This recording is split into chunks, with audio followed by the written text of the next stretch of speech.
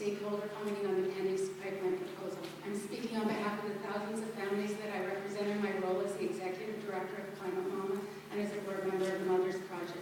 Too often our constituents, students, families, and community take for granted that someone is looking out for our best interests, ensuring among other things that our right to clean air and clean water is assured. Unfortunately, when it comes to oil and gas infrastructure, rights and protections are being eroded daily. You have taken a tremendous step forward for all of us by exercising your jurisdiction over the PennEast pipeline.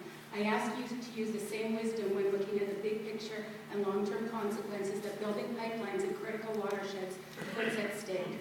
Mr. Tambini at the August meeting reminded us of the 1961 Compact preamble that states, "The compact signing marked the first time since the nation's birth that the federal government and a group of states joined together as equal partners in a river basin planning, development, and regulatory agency." He pointed out that this has caught the eye of river managers not only in this country but around the world. We meet here today at the same time that representatives from approximately 180 countries, including our own, meet in Lima, Peru, to consider the serious consequences we face from our current energy choices. Your draft water resources program fiscal year 2015-2017 therefore is timely and particularly relevant.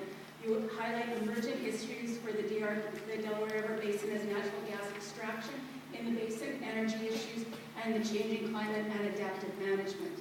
The DRBC can be an example to countries and regions around the world. You now have an important opportunity to continue to lead by saying no to the PennEast pipeline. A pipeline isn't just a pipeline, and in exercising your jurisdiction, you must also consider what will flow through this pipeline and the consequences this brings with it.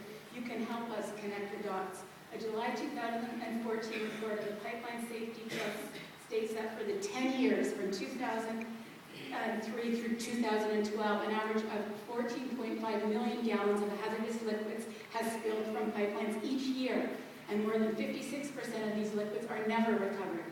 Two additional points to consider as you weigh your decision on the PennEast and other gas infrastructure proposed that will impact the Delaware River Basin.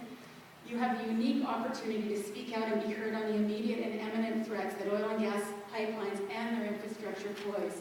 You can play a critical role in connecting the dots and changing outdated rules. In accepting jurisdiction over the PennEast, you have opened the door to look critically at the current rules and procedures, and as a stakeholder, I ask you to open this door wide. Thank you.